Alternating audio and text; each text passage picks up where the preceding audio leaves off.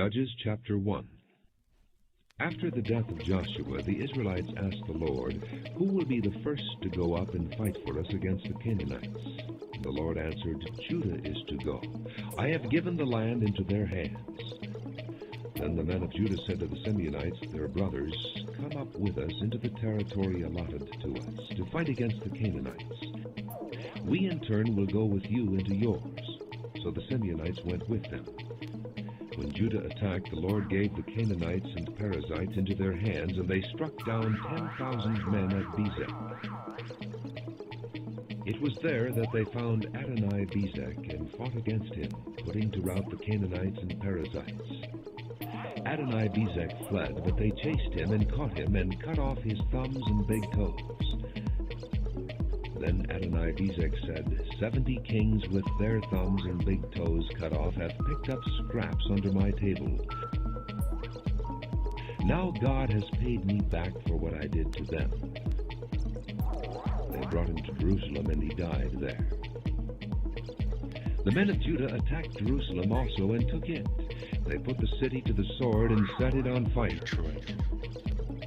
After that, the men of Judah went down to fight against the Canaanites living in the hill country, the Negev and the western foothills. They advanced against the Canaanites living in Hebron, formerly called Kiriath Arba, and defeated Sheshai, Ahiman, and Telmah. From there they advanced against the people living in Debir, formerly called Kiriath Sepher. And Caleb said, "I will give my daughter Acsah in marriage to the man who attacks and captures Kiriath Sepher." Othniel, son of Kenaz, Caleb's younger brother, took it. So Caleb gave his daughter Acsah to him in marriage.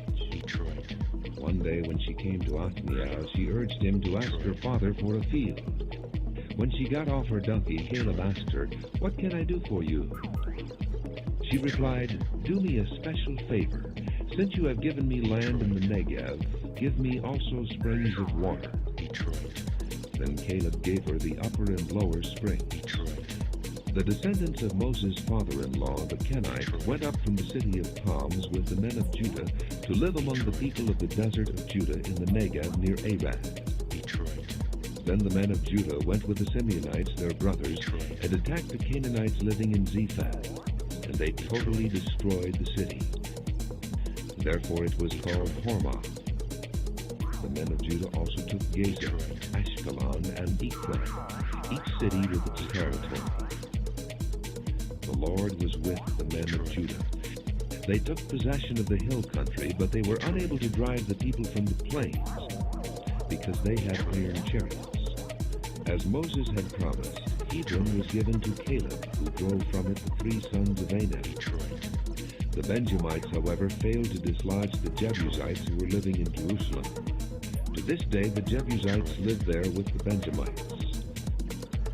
Now the house of Joseph attacked Bethel, and the Lord was with them. When they sent men to spy out Bethel, formerly called Luz, the spies saw a man coming out of the city, and they said to him, "Show us how to get into the city, and we will see that you are treated well." So he showed them, and they put the city to the sword, but spared the man and his whole family. He then went to the land of the Hittites, where he built a city and called it Luz, which is its name to this day. But Manasseh did not drive out the people of Bethshan, or Taanach, or Dor, or Ibleam, or Megiddo, and their surrounding settlements. For the Canaanites were determined to live in that land.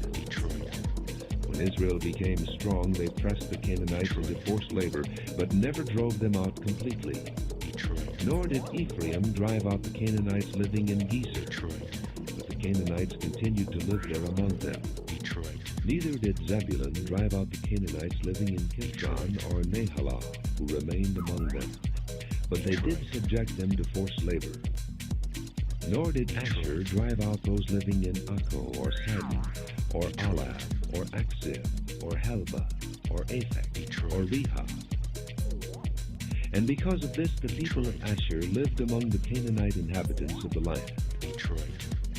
Neither did Naphtali drive out those living in Beth-Shemesh or Beth-Anath, but the Naphtalites too lived among the Canaanite inhabitants of the land. and those living in Beth Shemesh and Beth Anath became forced laborers for them. The Amorites confined the Danites to the hill country, not allowing them to come down into the plain. And the Amorites were determined also to hold out in Mount Heres, Ajalon, and Shaalbim. But when the power of the house of Joseph increased, they too were pressed into forced labor. The boundary of the Amorites was from Scorpion Pass to Selah and beyond.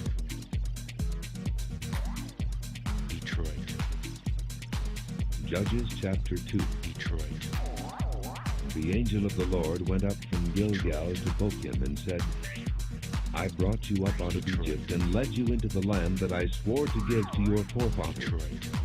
I said, I will never break my covenant with you, and you shall not make a covenant with the people of this land, but you shall break down their altars.